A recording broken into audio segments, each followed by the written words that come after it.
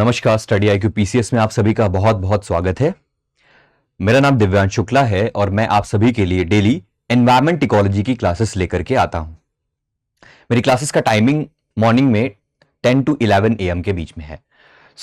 आप सभी maximum number में जुड़ने की कोशिश करिए। इस सीरीज का जो हमारा उद्देश्य है वो है एनवायरमेंट इकोलॉजी से रिलेटेड जितने भी फैक्ट्स हैं, जितने भी इंपॉर्टेंट टॉपिक्स हैं, जितनी भी डेफिनेशंस हैं, जितने भी प्रीवियस ईयर के इंपॉर्टेंट क्वेश्चंस पूछे गए हैं, चाहे वो यूपीएससी में हो, चाहे यूपी पीसीएस के एग्जाम्स में हो या अदर स्टेट सर्विसेज के एग्जाम्स में हो, इन सबको टैकल करते हुए कॉम्प्रिहेंसिव व्यू लेकर के चलना है एनवायरमेंट इकोलॉजी के बारे में। स्टेट सर्विसेज से लेकर के यूपीएससी तक कॉम्प्रिहेंसिवली हम लोग कवर कर रहे हैं। इसमें हम स्टैंडर्ड अपना ऐसा रखेंगे कि दोनों सर्विसेज के एग्जाम्स हमारे कवर हो जाएं। बेसिकली आज का जो हमारा टॉपिक है इस वीडियो को लेकर के वो है आपको बेसिक समझाना national park, wild life sanctuary, tiger reserve and biosphere reserve का।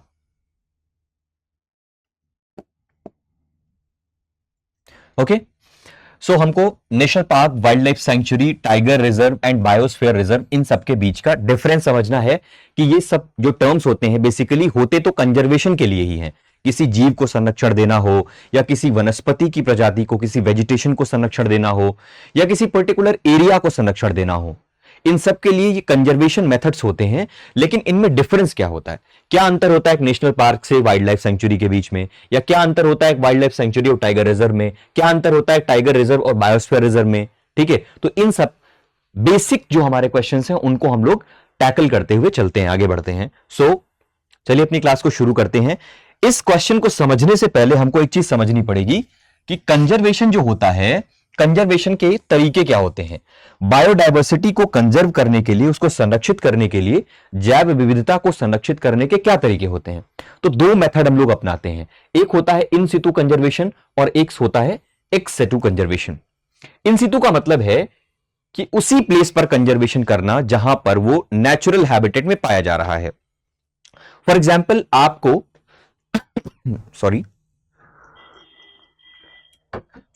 आपको अफ्रीकन चीते का संरक्षण करना है। अफ्रीकन चीता है और आपको उसका कंजर्वेशन करना है, उसका संरक्षण करना है। शायद ये आपको दिख नहीं रहा होगा। जैसे अफ्रीकन चीता है, अब अफ्रीकन चीता का आपको कंजर्वेशन करना है। आपको क्या करना पड़ेगा? अगर इन सितु कंजर्वेशन करना है का मतलब जिस भी पर्टिकुलर एरिया में वो चीता पाया जा रहा है, आपको उसी एरिया में उसका कंजर्वेशन करना है। ओके, जिस भी एरिया में पर्टिकुलर वो चीता पाया जा रहा है, आपको उसका कंजर्वेशन उसी एरिया में ही करना है। एक मिनट के लिए बस। तो जैसे ये चीता सपोज करिए आपकी नामीबिया में पाया जा रहा है, साउथ अफ्रीका में पाया जा रहा है, या अफ्रीका के किसी भी कंट्री में पाया जा रहा है। अब उसी कंट्री में उसी पर्टिकुलर टाइप के फॉरेस्ट में, जैसे सवाना टाइप का ग्रासलैंड है, वहां पे चीता पाया जा रहा है। अब सवाना टाइप के ग्रासलैंड में अगर चीता मिल रहा है हमको, तो उसको उसी ग्रासलैंड में अगर हम कंजर्व कर देंगे, संरक्षण प्रदान कर देंगे, तो हमको उसको बोलेंगे हम इन सितु कंजर्वेशन।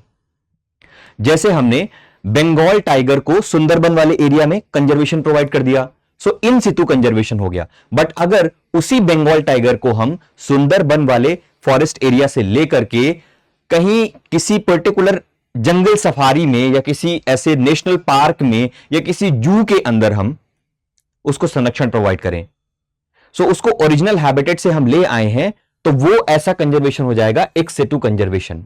इसका एक बहुत ही सिंपल सा एग्जांपल अगर हम आपको बताएं, यहां अगर आपको कंफ्यूजन हो रहा हो तो इसका सिंपल सा एग्जांपल ये हो सकता है कि किसी मछली को, किसी फिश को आपने किसी रिवर में ही संरक्षित कर दिया।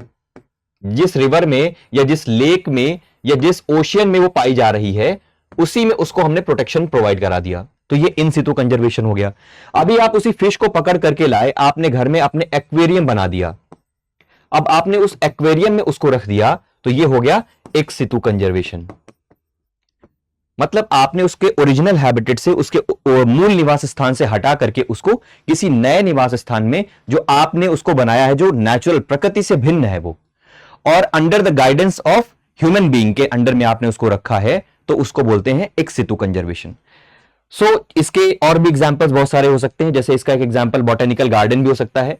मान लो कि कोई भी पौधे की प्रजाति है जो जंगल में बहुत कम मिल रही है, तो आपने उस पौधे की प्रजाति को लाए और बॉटेनिकल गार्डन में लगा दिया। अब जो साइंटिस्ट हैं, जो डॉक्टर्स हैं, वो उसकी देखरेख कर रहे हैं और देखरेख करके उसमें और भी नए नए तरीके के रिसर्च कर रहे हैं। So this is ex situ conservation. So in situ का मतलब होता है इन प्लेस कंजर्वेशन। जिस स्थान में वो पाया जाए उसी स्थान में आपने उसको संरक्षित कर दिया, उसकी हंटिंग वगैरह पे रोक लगा दी, उसको फूड अवेलेबल करा दिया, उसके लिए जंगल का विस्तार कर दिया। सो ये सब चीजें इन सितु कंजर्वेशन में आ गई। एक सितु कंजर्वेशन का मतलब उस पर्टिकुलर हैबिटेट से आप निकाल करके उसको बाहर ले आए और दूसरी किसी जगह पर आपने उसको संरक्षण प्रदान कर दिया। So these are basically in situ conservation and ex situ conservation. अब ये तो हमने समझ लिया कि कंजर्वेशन के दो तरीके हैं, इन सितु और एक्स सितु। अब हम आगे बढ़ते हैं इसमें। नेक्स्ट हमारा जो पॉइंट है that is reserve forest and protected forest. अब देखो, रिजर्व फॉरेस्ट और प्रोटेक्टेड फॉरेस्ट, इन दोनों को बहुत ही ध्यान से समझिएगा, क्योंकि अगर आप रिजर्व फॉरेस्ट और प्रोटेक्टेड फॉरेस्ट को समझ जाएंगे तभी आपको आगे नेशनल पार्क का कॉन्सेप्ट समझ में आएगा, तभी आपको वाइल्ड लाइफ सेंचुरी का कॉन्सेप्ट समझ में आएगा, तभी आपको बायोस्फीयर रिजर्व का कॉन्सेप्ट समझ में आएगा। देखिए, जब हमारे देश में ना नेशनल पार्क होते थे, ना कोई वाइल्ड लाइफ सेंचुरी होती थी, ना कोई बायोडाइवर्सिटी रिजर्व एरिया होता था, तो क्या होते थे? सिंपली रिजर्व फॉरेस्ट होते थे। और ये कब, किस जमाने की बात हम कर रहे हैं? ये अंग्रेजों के टाइम की बात है, जब अंग्रेज इंडिया पर शासन कर रहे थे। कॉलोनियल कंट्री इंडिया बना हुआ था, अंग्रेजों का कॉलोनी, अंग्रेजों की कॉलोनी थी। उस समय इंडियन फॉरेस्ट एक्ट 1927 में पास हुआ और इस फॉरेस्ट एक्ट के अंतर्गत दो चीजें करी गई। इस फॉरेस्ट एक्ट के अंतर्गत ही रिजर्व फॉरेस्ट का कॉन्सेप्ट आया। रिजर्व फॉरेस्ट का मतलब वो जंगल जिनको अंग्रेजों ने रिजर्व घोषित कर दिया कि भाई इन जंगलों में आप किसी भी तरह की इंडस्ट्रियल एक्टिविटी, किसी भी तरह की सेटलमेंट एक्टिविटी या किसी भी तरह की और भी तमाम तरह की जो ह्यूमन एक्टिविटीज हैं वो रेगुलेटेड हैं। रेगुलेटेड का मतलब अब ऐसे जंगलों में हस्तक्षेप करने के लिए आपको सरकार की परमिशन लेनी पड़ेगी। तो वो परमिशन कई सारे विद्रोहों का भी कारण बनी। हम लोग हिस्ट्री में पढ़ते हैं कई सारी म्यूटिनी, कई सारे विद्रोह इसी रिजर्व फॉरेस्ट के उसकी वजह से हुए हैं कि ब्रिटिशर्स वहां पर जा रहे हैं और उसको रिजर्व फॉरेस्ट घोषित कर दिया, तो वहां की लोकल ट्राइब्स इस चीज पे विरोध करने लगी कि भाई इन्हीं जंगलों पर तो हमारा जीवन है, इन्हीं से तो हम शहद लेते हैं, लकड़ी लेते हैं, इन्हीं पे हम आश्रित हैं पूरी तरह से। तो अगर आप इनको प्रोटेक्टेड कर दोगे तो हमारे राइट्स कहां जाएंगे? तो सिंपल पहला जो कॉन्सेप्ट संरक्षण का आया था भारत देश में, वो आया था रिजर्व फॉरेस्ट का कॉन्सेप्ट। रिजर्व फॉरेस्ट जो होते हैं ये ज्यादा रेगुलेटेड फॉरेस्ट होते हैं। इनमें अभी भी रिजर्व फॉरेस्ट का कॉन्सेप्ट है और इनमें आपको कुछ भी करने के लिए सरकार की परमिशन चाहिए। आप अपने मन से कोई लकड़ी, एक पेड़ भी नहीं काट सकते हैं इसमें, ठीक है ना?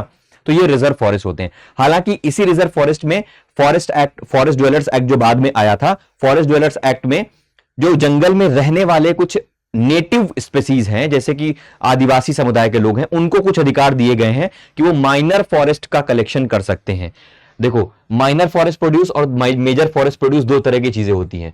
माइनर फॉरेस्ट प्रोड्यूस का मतलब जंगल के वो चीजें जो बहुत ही कम मात्रा में माइनर फॉरेस्ट प्रोड्यूस उपयोग में आती हैं, मतलब जिनकी क्वांटिटी बहुत ज्यादा नहीं। जैसे कोई आदिवासी समाज ये चाहे कि वो शहद को जंगल से निकालना चाह रहा है तो वो कर सकता है।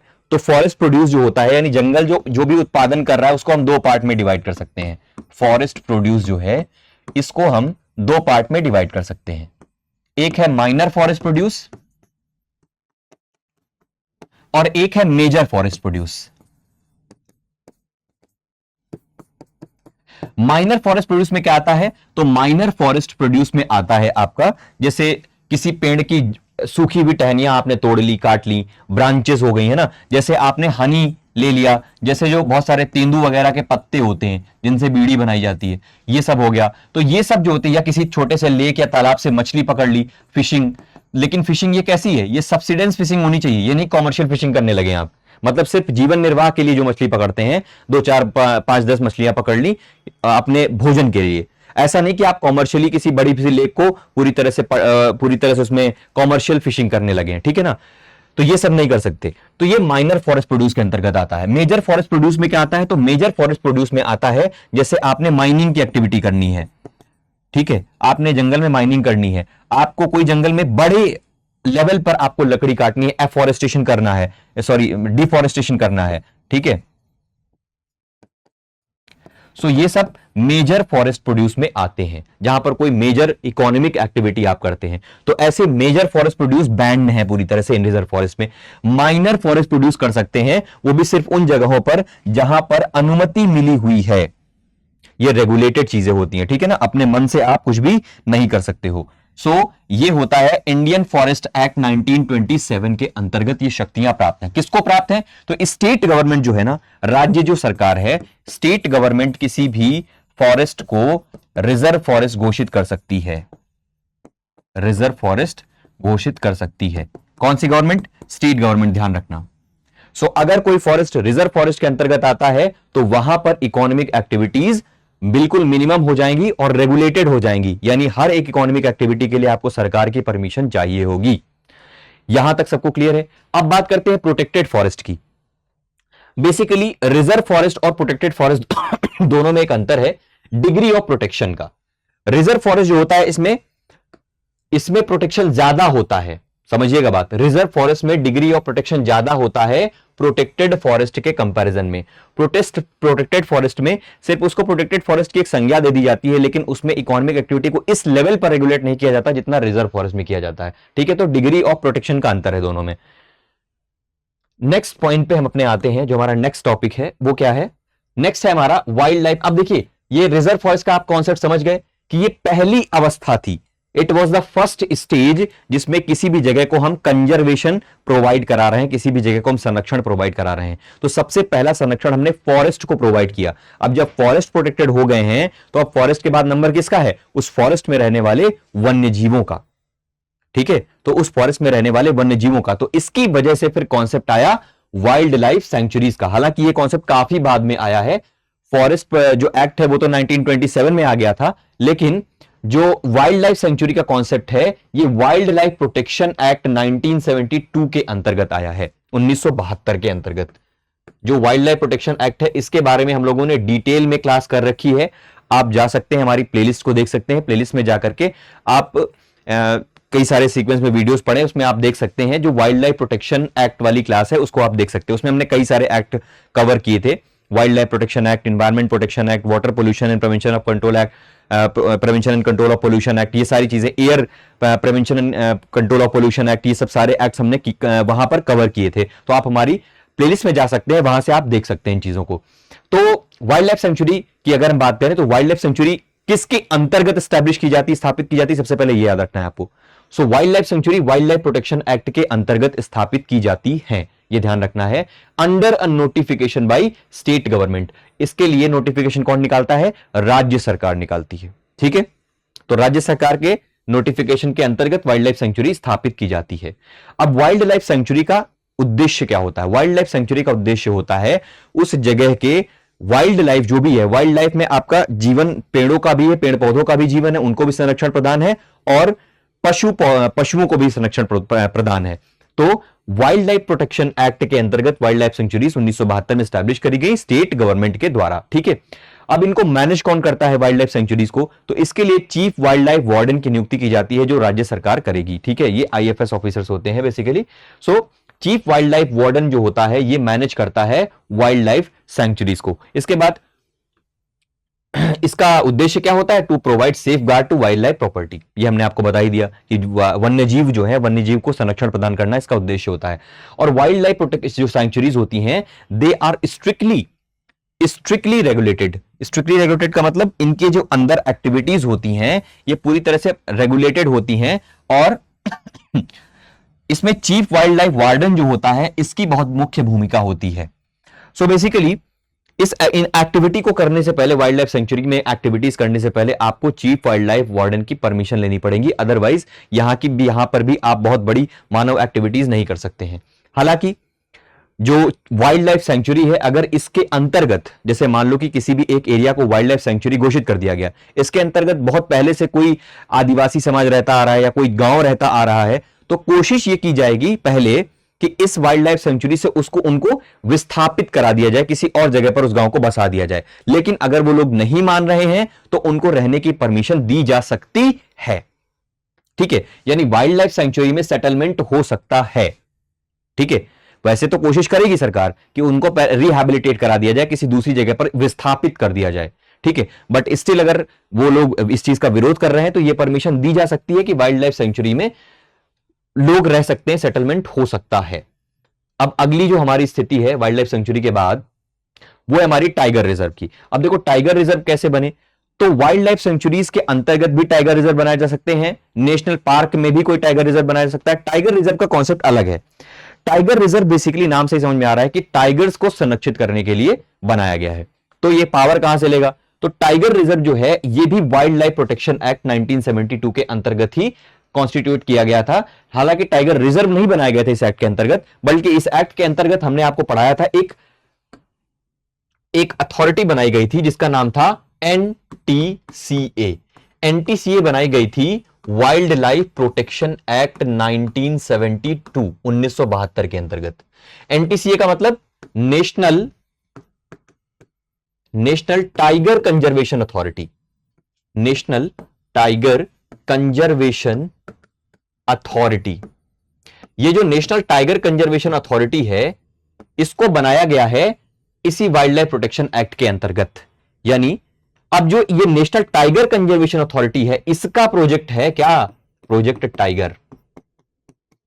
और इस प्रोजेक्ट के अंतर्गत, प्रोजेक्ट टाइगर जो चलाया गया था, इस प्रोजेक्ट के अंतर्गत टाइगर्स को संरक्षण देने के लिए टाइगर रिजर्व बनाए गए। अब आपको कहानी पूरी समझ में आई कि मेन जो एक्ट है वो वाइल्ड लाइफ प्रोटेक्शन एक्ट ही है 1972 का। इस वाइल्ड लाइफ प्रोटेक्शन एक्ट के अंतर्गत एक अथॉरिटी बनाई गई जिसका नाम था NTCA, national tiger conservation authority. और इस नेशनल टाइगर कंजर्वेशन अथॉरिटी ने एक प्रोजेक्ट चलाया जिसका नाम था प्रोजेक्ट टाइगर। और प्रोजेक्ट टाइगर के अंतर्गत जो 1973 में चलाया गया था प्रोजेक्ट टाइगर, इसका उद्देश्य था जो टाइगर्स हैं उनकी संख्या लगातार गिर रही है, तो इनकी संख्या को पहले तो सस्टेन करना।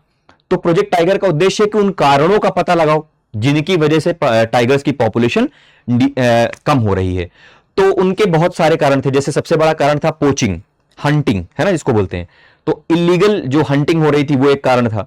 दूसरा कारण था इनके हैबिटेट का श्रिंक होना। हैबिटेट का श्रिंक मतलब जैसे एक टाइगर का एक एरिया होता है अपना, ये सब जितने भी जानवर होते हैं अपने एरिया को मार्क करते हैं, तो उनकी टेरिटरी में कोई प्रवेश नहीं कर सकता। तो ऐसी जगह में जब उनकी टेरिटरी ही श्रिंक हो गई, मतलब इधर भी बड़े बड़े शहर एक्सपैंड हो गए, इधर कोई गांव एक्सपैंड हो गए, या फिर जंगल काट दिए गए और खेत बना दिए गए वहां पर, तो अब जब उनकी टेरिटरी ही श्रिंक कर गई तो जितने मेंबर्स बचे थे उनमें आपस में कॉन्फ्लिक्ट ज्यादा होने लगे, क्योंकि अब उनकी टेरिटरी लिमिटेड हो गई है तो एक ही जगह पर रहने को बाध्य हैं। अच्छा, एक जगह पर रहने को बाध्य, लेकिन नेचुरली इनकी ये इनके सिम्टम्स नहीं होते हैं क्योंकि ये अपनी टेरिटरी को मार्क करके रखते हैं। तो ऐसे में उनमें संघर्ष होता है, आपसी संघर्ष, और बहुत सारे जीवों की मृत्यु इस आपसी संघर्ष की वजह से हो जाती है। इसके बाद जो उनकी टेरिटरी श्रिंक कर दी गई, इसकी वजह से जो इनका भोजन है वो भी कम हो गया। ठीक है, ये शिकार किसका करते हैं, तो वाइल्ड बफेलो को खा लिया इन्होंने, या इन्होंने हिरण का शिकार कर लिया। तो इस तरह के जो जीव होते हैं, जब इनकी संख्या, इनके प्रे की संख्या कम हो गई, प्रे का मतलब इनके शिकार की संख्या जब कम हो गई, तो जब नंबर ऑफ प्रे घट गया तो फिर इन जीवों का घटना भी तय था। तो पहली चीज है कि इनकी पोचिंग, ठीक है। दूसरा था नंबर ऑफ प्रे की संख्या में डिक्लाइन होना। तीसरा है इनके हैबिटेट, जो इनका निवास स्थान है उसमें डिक्लाइन होना। ठीक है, इसके बाद बहुत सारी जो कंटेजियस डिसीजेस होती हैं, इनकी वजह से बहुत सारे टाइगर्स वगैरह की डेथ हुई। तो ये सारे रीजंस थे, मिल करके रिस्पॉन्सिबल थे, जिनकी वजह से टाइगर्स की संख्या में बहुत भारी गिरावट होने लगी। तो इसी टाइगर की, क्योंकि टाइगर जो है इसको हमने बताया ना कि नेशनल स्टेटस मिल गया कि भाई ये हमारा ये नेशनल एनिमल हो गया। ठीक है, पैंथेरा टाइग्रिस है ना, तो ये नेशनल एनिमल बना दिया गया। अब जब ये, तो इसको प्रोटेक्शन देना लाजमी हो गया हम लोगों के लिए। तो इसी वाइल्ड लाइफ प्रोटेक्शन एक्ट के अंतर्गत जो एनटीसीए बनाया गया, उस एनटीसीए का उद्देश्य, उसके अंतर्गत एक प्रोजेक्ट चलाया गया, प्रोजेक्ट टाइगर, और इसी के अंतर्गत टाइगर रिजर्व बनाए गए। यानी वो स्थान नेशनल पार्क या वाइल्ड लाइफ सेंचुरीज के अंतर्गत या कहीं पर बाहर भी वो स्थान जहां टाइगर्स की पॉपुलेशन रह रही है उनको संरक्षण प्रदान करने के लिए उस एरिया को डिमार्केट कर दिया गया कि भाई ये टाइगर रिजर्व है। अब टाइगर रिजर्व डिमार्केट करने से क्या हुआ कि वहां पर एक पर्टिकुलर फ्लैगशिप स्पीसीज बन गई टाइगर, और अब उसी पर्टिकुलर स्पीसीज को संरक्षण देने के लिए गवर्नमेंट के सारे प्रोग्राम्स चलाए गए। ठीक है, तो एनटीसीए ये करती है। इसके अलावा एनटीसीए का और भी कार्य है, प्रोजेक्ट टाइगर के अंतर्गत ये टाइगर सेंसस भी कराती है। टाइगर सेंसस जो होती है हर 4 साल में होती है, और हर 4 साल के टाइगर सेंसस के बाद क्या होता है, टाइगर्स की संख्या बढ़ी है कि घट रही है, क्या ट्रेंड है, या किस किस टाइगर रिजर्व में कितने टाइगर हैं, किस स्टेट में कितने टाइगर हैं, इस हिसाब से हम लोग टाइगर रिजर्व को टाइगर सेंसस करा करके हम एक डेटा गैदर करते हैं। तो देखते हैं टाइगर सेंसस जो होती है इसमें बिग कैट का काउंट अगर हम देखें टाइगर्स का, तो according to data release by prime minister the number of tigers in India increased by 200। ये रिसेंट सर्वे है, 200 टाइगरों की संख्या बढ़ गई है भारत में। ठीक है, in the past 4 years a look at the tiger population. 2006 में टाइगर्स की संख्या थी 1411, 2010 में बढ़कर के हो गई 1706, 2014 में बढ़कर के हो गई 2226। इस समय 2022 का जो लेटेस्ट सर्वे आया है इसमें 3167 3167 टाइगर्स हैं पूरे इंडिया में। ठीक है, तो आप देख रहे हैं 1411 से बढ़कर के 3167 होना, इसका मतलब ये प्रोजेक्ट हमारा जो है ये सफल रह रहा है। ठीक है, और वर्ल्ड के सबसे ज्यादा टाइगर इंडिया में ही रहते हैं। ठीक, टाइगर की कई सारी और भी प्रजातियां हैं, जैसे साइबेरियन टाइगर भी होता है, रशिया वगैरह में इनको भी रखा जाता है, चाइना में भी काफी टाइगर हैं, कैप्टिविटी में ज्यादा हैं, वहां पर वाइल्ड लाइफ में फ्रीली कम है। ठीक है, तो ये थी टाइगर सेंसस। आई होप यहां तक आप सभी को समझ में आया होगा। नेक्स्ट हमारी कैटेगरी है जिसको हमको समझना है, नेशनल पार्क। अब देखो भाई, नेशनल पार्क क्या होता है, एक वाइल्ड लाइफ सेंचुरी और नेशनल पार्क में क्या अंतर होता है। जो नेशनल पार्क होता है इसको वाइल्ड लाइफ सेंचुरी के कंपैरिजन में हायर डिग्री ऑफ प्रोटेक्शन प्राप्त होता है। मतलब अगर हम बात करें कि सबसे ज्यादा संरक्षण किस क्षेत्र को प्राप्त है, तो वो होता है नेशनल पार्क। नेशनल पार्क को सबसे ज्यादा हाईएस्ट लेवल ऑफ प्रोटेक्शन मिलता है।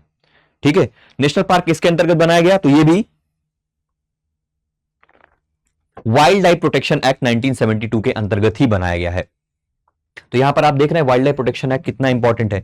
इसीलिए हमने जब भी ये सीरीज स्टार्ट करी थी उसकी सेकंड क्लास हमने यही ली थी, वाइल्ड लाइफ प्रोटेक्शन एक्ट वाली।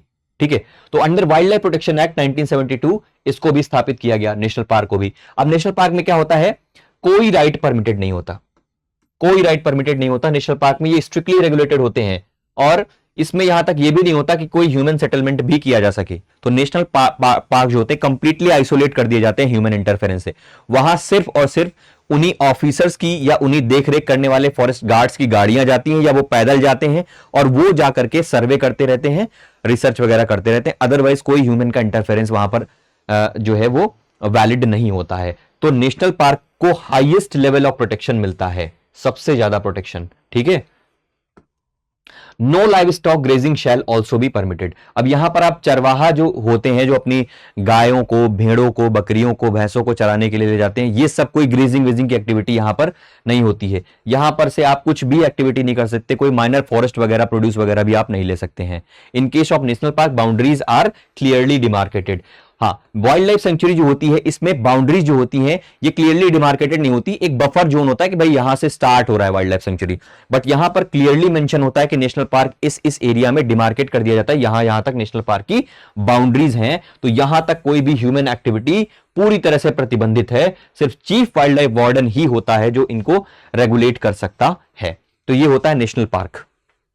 ठीक है, तो अगर हम पॉइंट वाइज देखें तो सबसे ज्यादा जो है ऐसे देखेंगे तो सबसे पहले था प्रोटेक्टेड फॉरेस्ट, उससे ज्यादा प्रोटेक्शन था वाइल्ड लाइफ उससे ज्यादा प्रोटेक्शन था रिजर्व फॉरेस्ट को, उससे ज्यादा प्रोटेक्शन था रिजर्व फॉरेस्ट, उससे ज्यादा प्रोटेक्शन हुआ वाइल्ड लाइफ सेंचुरी को, और वाइल्ड लाइफ सेंचुरी से भी ज्यादा प्रोटेक्शन मिलेगा नेशनल पार्क को। तो ये सीक्वेंस है, ये ध्यान रखना। सबसे ज्यादा हाईएस्ट डिग्री ऑफ प्रोटेक्शन मिलता है, संरक्षण मिलता है नेशनल पार्क को, उसके बाद वाइल्ड लाइफ सेंचुरी को, फिर रिजर्व फॉरेस्ट को, फिर प्रोटेक्टेड फॉरेस्ट को। यह होता है आपका सीक्वेंस।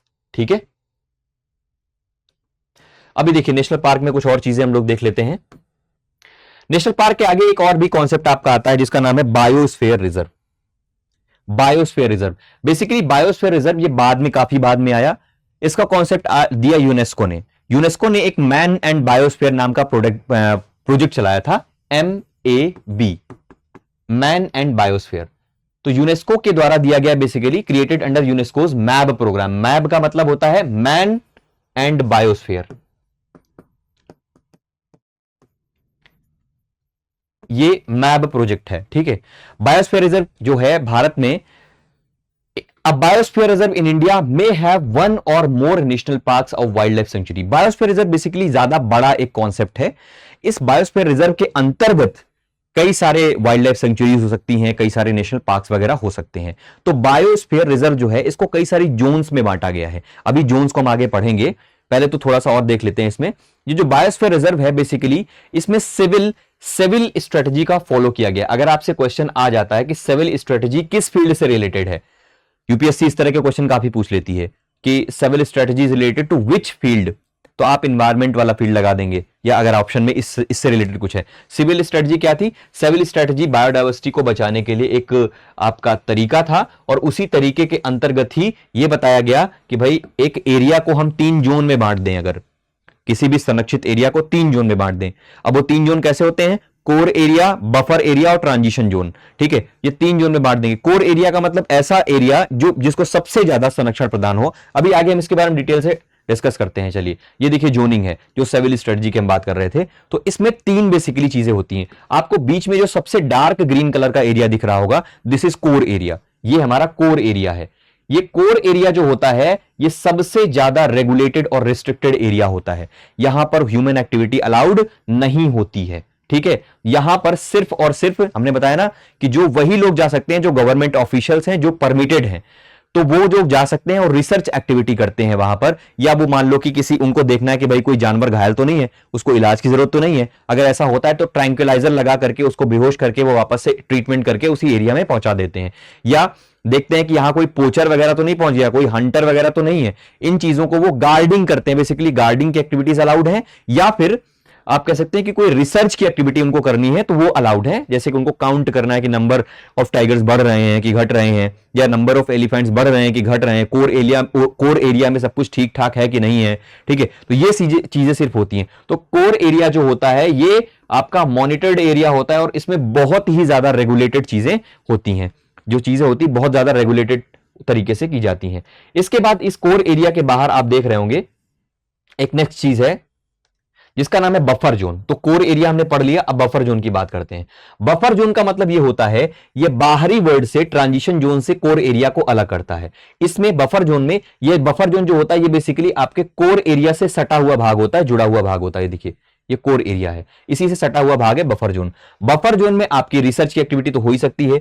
एजुकेशनल पर्पसेस के लिए अगर कोई टूर वगैरह जाना है, जैसे कोई बहुत सारे बच्चे हैं जो रिसर्च करते हैं बायोडायवर्सिटी की फील्ड में, या एनवायरमेंट से रिलेटेड किसी फील्ड में, या जूलॉजी के फील्ड में, तो ऐसी रिसर्च की एक्टिविटी एजुकेशनल पर्पसेस के लिए आप बच्चों को वहां पर ले जाते हैं, वहां पर टूर वगैरह ले जाते हैं, गाइड वगैरह ले जाते हैं, उनके साथ में आप दिखाते हैं, ये एक्टिविटी हो सकती है। इसके बाद टूरिज्म एंड रिक्रिएशन, जैसे आप लोगों ने देखा होगा कि कभी कभी नेशनल पार्क और बायोडायवर्सिटी रीजन में लोग गाड़ियों से जंगल सफारी करने जाते हैं। तो ये सब एक्टिविटीज जो होती हैं ये इसी बफर जोन तक ही रह सकती है किसी बायोस्फीयर रिजर्व में। कोर एरिया में नहीं जा सकते हैं टूरिस्ट, ठीक है। तो टूरिस्ट एक्टिविटीज भी इसी बफर जोन में ही रहती हैं। इसके बाद बात करते हैं ट्रांजिशन जोन की। ट्रांजिशन जोन बेसिकली किसी भी बायोडायवर्सिटी एरिया का, किसी भी बायोस्फीयर रिजर्व का सबसे बाहरी हिस्सा होता है। ये वो हिस्सा होता है जो नॉर्मल जो ह्यूमन की लाइफ चल रही है उससे इस जंगल वाले क्षेत्र को अलग करता है, ट्रांजिशन जोन। तो यहां ट्रांजिशन जोन में आप देख सकते हैं कि ये घर वगैरह बने हैं, यानी यहां पर जो ट्रेडिशनली लोग पहले से रहते चले आ रहे हैं, कोई गांव बसा हुआ छोटा सा, वो लोग रहते हैं, उनको कोई दिक्कत नहीं होती। ह्यूमन की एक्टिविटीज भी आपको दिख जाएंगी यहां पर। इसके बाद यहां पर आपको थोड़ी बहुत लेवल पर आपको खेती वगैरह भी दिख जाएगी यहां पर, ठीक है, कोई गांव वगैरह भी दिख जाएगा। ये सब चीजें ट्रांजिशन जोन में होती हैं, लेकिन कोई बड़ी इंडस्ट्रियल एक्टिविटी नहीं कर सकते, कोई बहुत बड़ी माइनिंग वगैरह नहीं कर सकते यहां पे आप, ठीक है, ये चीजें नहीं कर सकते। हाँ, ह्यूमन सेटलमेंट वगैरह अगर पहले से रह रहा है, एग्रीकल्चर वगैरह हो रही तो वो होती रहेगी, ठीक है। तो ये आपने देखा कि 3 जोन्स में डिवाइड कर दिया, कोर एरिया, बफर जोन और ट्रांजिशन जोन। अब इनको हम जैसे जैसे अंदर बढ़ते जाएंगे वैसे वैसे डिग्री ऑफ प्रोटेक्शन बढ़ता जाएगा, संरक्षण बढ़ता जाएगा। So this is basically civil strategy जिसके अंतर्गत ये डिमार्केशन किया गया है। यहां तक आई होप आप सभी को समझ में आ गया होगा। तो आपको आज अंतर समझ में आया होगा कि इन तीनों में क्या अंतर होता है, वाइल्ड लाइफ सेंचुरी में, नेशनल पार्क में, टाइगर रिजर्व में और बायोस्फीयर रिजर्व में। बायोस्फीयर रिजर्व बेसिकली ज्यादा बड़ा कॉन्सेप्ट है, कॉम्प्रिहेंसिव कॉन्सेप्ट है, जिसमें हम एजुकेशनल एक्टिविटीज को भी सम्मिलित कर रहे हैं, रिक्रिएशनल एक्टिविटीज को भी सम्मिलित कर रहे हैं, टूरिज्म एक्टिविटीज को भी सम्मिलित कर रहे हैं, और जो कंजर्वेशन एफर्ट्स हैं वो तो लग ही रहे हैं। तो ये एक बहुत ही कॉम्प्रिहेंसिव तरीका है, हर चीज को सम्मिलित करते हुए हम संरक्षण कैसे कर सकते हैं, प्रकृति और मानव के बीच में कैसे समन्वय बना करके हम काम कर सकते हैं, इसका बहुत अच्छा उदाहरण पेश करता है हमारा बायोस्फीयर रिजर्व। ठीक है, तो बायोस्फीयर रिजर्व फोकस इस पे करता है कि हमको प्रकृति को आइसोलेट नहीं कर देना ह्यूमन से, बल्कि ह्यूमन को ऐसी आदत डेवलप करनी चाहिए कि प्रकृति के साथ समन्वय बना करके काम कर सके। तो वहां पर आपने 3 जोन में डिवाइड करते हुए देखा भी है। ठीक है, अब बायोस्फीयर रिजर्व चूंकि बहुत बड़ा एरिया होता है, तो हो सकता है एक ही बायोस्फीयर रिजर्व के अंदर कई छोटी छोटी वाइल्ड लाइफ सेंचुरीज हो, एक आधे नेशनल पार्क भी हो, एक आधे टाइगर रिजर्व भी हो, तो ये काफी बड़ा कॉन्सेप्ट होता है बायोस्फीयर रिजर्व का। ठीक है, अब देखिए इसके बाद इसमें देखिए जैसे लिखा हुआ है, include social, cultural, spiritual, economic needs of society, यानी कम्युनिटी बेस्ड अप्रोच देता है बायोस्फीयर रिजर्व आपको। ठीक है, तो ये हो गया हमारा बायोस्फीयर रिजर्व। तो इन चारों चीजों में हमने देखा अंतर। तो सबसे कम प्रोटेक्शन आपको प्रोटेक्टेड फॉरेस्ट में है, उससे ज्यादा रिजर्व फॉरेस्ट को प्रोटेक्शन है, उससे ज्यादा वाइल्ड लाइफ सेंचुरी को, इससे ज्यादा फिर टाइगर रिजर्व को है, फिर इस तरह से आगे नेशनल पार्क को है। इस तरह से हमारी एक्टिविटी बढ़ती है। देखिए अभी यहां पर कुछ क्वेश्चंस पूछे गए हैं प्रीवियस ईयर के एग्जाम्स में, आप देख लीजिए इसको। 2014 यूपीएससी का क्वेश्चन है ये।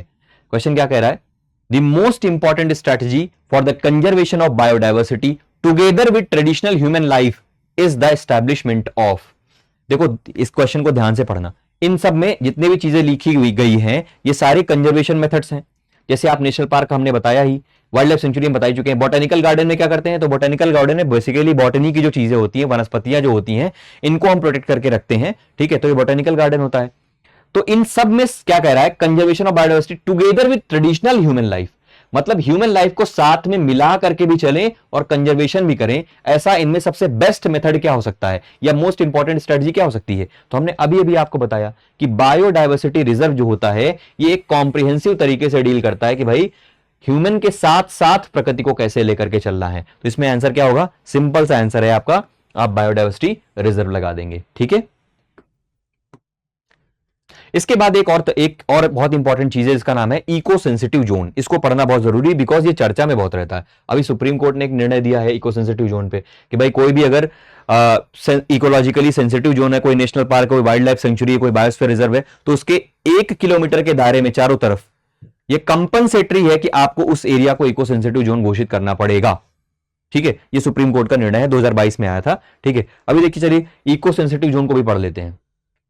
अब देखो यहां एक बात ध्यान रखने वाली, अभी तक हमने जितनी भी चीजें पढ़ी उनमें 2 ही एक्ट काम कर रहे थे। जैसे हमने रिजर्व फॉरेस्ट और प्रोटेक्टेड फॉरेस्ट पढ़ा, ये अलग केस था, ये फॉरेस्ट एक्ट के अंतर्गत थे। अदरवाइज जितनी भी चीजें हमने पढ़ी वो सारी किसके अंतर्गत थी, वाइल्ड लाइफ प्रोटेक्शन एक्ट 1972 के अंतर्गत थी।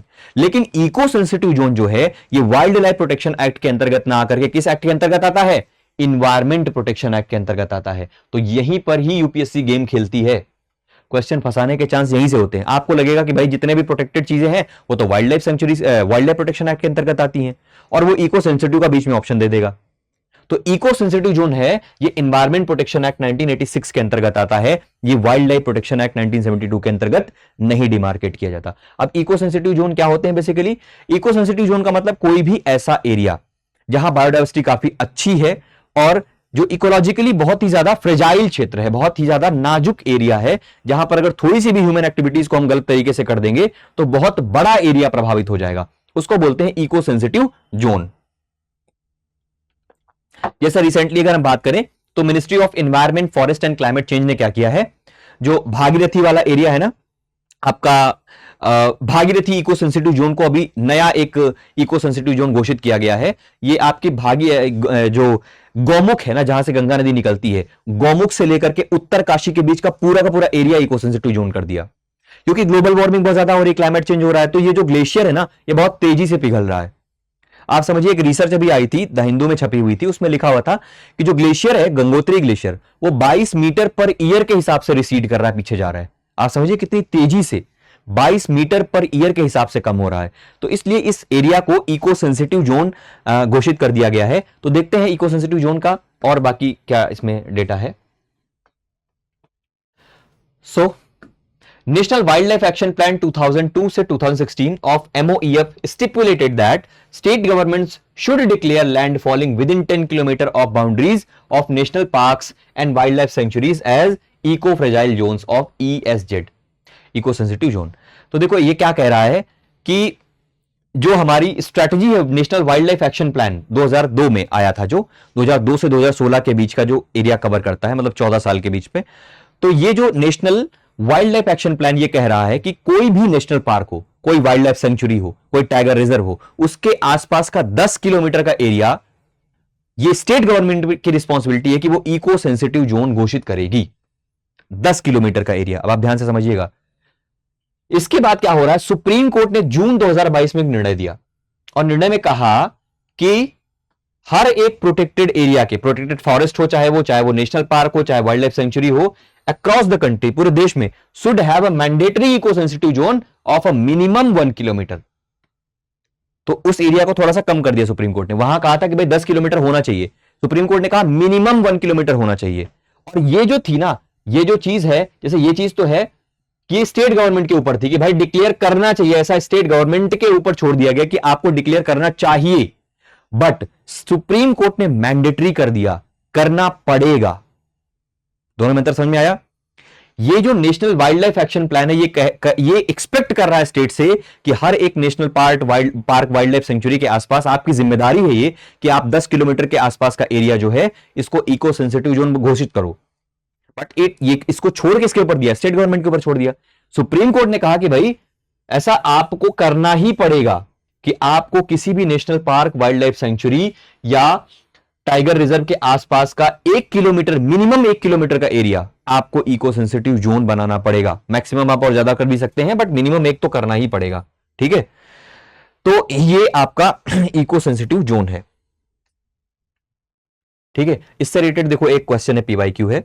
क्या कह रहा है? With reference to eco sensitive zones which of the following statements is are correct. ये भी यूपीएससी में क्वेश्चन पूछा जा चुका है। Eco sensitive zones are areas that are declared under wildlife protection act. अब देखो यूपीएससी कैसा क्वेश्चन पूछती है। बहुत सारे बच्चे अब इसमें कंफ्यूज हो सकते हैं, क्योंकि अगर उन्होंने सही से नहीं पढ़ा है तो वाइल्ड लाइफ प्रोटेक्शन एक्ट वाला सही मार देंगे। हमने अभी आपको बताया कि वाइल्ड लाइफ प्रोटेक्शन एक्ट नहीं है, बल्कि ये एनवायरमेंट प्रोटेक्शन एक्ट है 1986 का। तो ये तो गलत हो गया भाई। अब जब आपको पहला वाला गलत हो गया तो ये गलत है। क्या कह रहा है? करेक्ट आंसर देखना है ना, तो ये पहला वाला गलत हो गया, बोथ भी सही नहीं हो सकता। अब 2 ऑप्शन आपके पास बचे, या तो 2 सही होगा या तो कोई भी नहीं सही होगा। अब दूसरा नंबर देख लेते हैं। The purpose of the declaration of eco sensitive zones is to prohibit all kinds of human activities in those zones except agriculture. अब देखो ये कह रहा है कि all type of human activities को आप बैन कर देंगे, किसमें? इको सेंसिटिव जोन में। आप कॉमन सेंस लगाइए, ये स्टेटमेंट तो नेशनल पार्क के लिए वैलिड होता, इको सेंसिटिव जोन तो कौन से जोन है? कह रहे हैं कि भाई किसी भी नेशनल पार्क के बाहर 1 किलोमीटर का एरिया इको सेंसिटिव जोन हो जाएगा। तो बाहर का एरिया वो लोग घोषित कर रहे हैं। इसका मतलब ऐसा नहीं है कि ह्यूमन एक्टिविटीज को पूरी तरह से प्रतिबंधित कर सकते हैं आप यहां पे, बिल्कुल भी नहीं। तो यहां पर क्या हो जाएगा? ये भी ऑप्शन आपका गलत हो जाएगा। इको सेंसिटिव जोन में क्या होता है? ऐसा नहीं है, एक्टिविटीज रेगुलेट जरूर होती हैं बट पूरी तरह से प्रतिबंधित नहीं होती हैं इको सेंसिटिव जोन में। ठीक है, तो ये भी गलत हो गया। इसका मतलब नीदर 1 नॉर 2। इस तरह से क्वेश्चंस आपके सॉल्व किए जाते हैं। कुछ चीजें कॉमन सेंस की होती हैं और कुछ चीजें आपको पढ़नी पड़ती हैं। ठीक है, तो ये था हमारा टॉपिक आज का। आई होप आप सभी को समझ में आई होगी क्लास। ठीक है, आप सभी से एक्सपेक्ट करते हैं कि आप सभी क्लास को एंजॉय कर रहे होंगे। ठीक है, तो नेक्स्ट वीडियो में आप सभी से मिलते हैं एनवायरमेंट इकोलॉजी के एक और बहुत इंपॉर्टेंट टॉपिक को लेकर के। तब तक के लिए आप सभी को बहुत बहुत धन्यवाद और सभी को नमस्कार। ठीक है, स्टडी IQ PCS से जुड़ने के लिए बहुत बहुत धन्यवाद आप सभी का। ओके।